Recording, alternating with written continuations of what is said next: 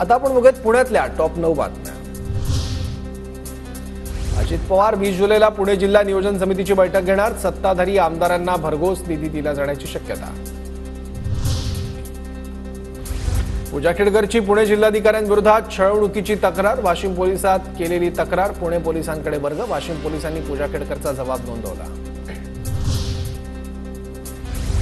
पूजा खेडकरचं निवेदन आणि जिल्हाधिकाऱ्यांचा अहवाल सामान्य प्रशासन विभागाला पाठवा। राज्य सरकारचे विभागीय आयुक्तांना आदेश। अहवाल इंग्रजीत भाषांतर करून पाठवण्याच्या सूचना।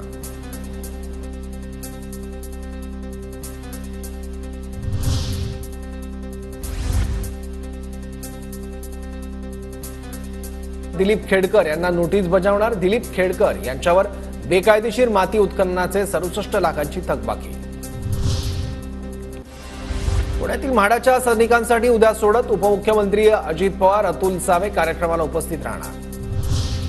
पुण्यातील नवीन टर्मिनलवरून प्रवासी घेतल्यास दंड। विमानतळ प्रशासनाची रिक्षा टॅक्सीवर 300 ते 500 रुपयांची कारवाई।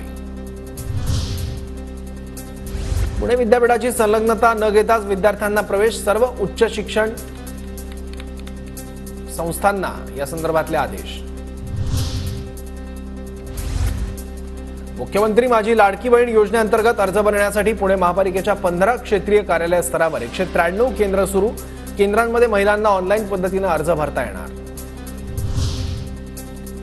पुण्यातील मुळशी तालुक्यात अनधिकृत पब बारवर पीएमआरडीची कारवाई। पुणे हिट अँड रन प्रकरणानंतर प्रशासन ऍक्शन मोडवर।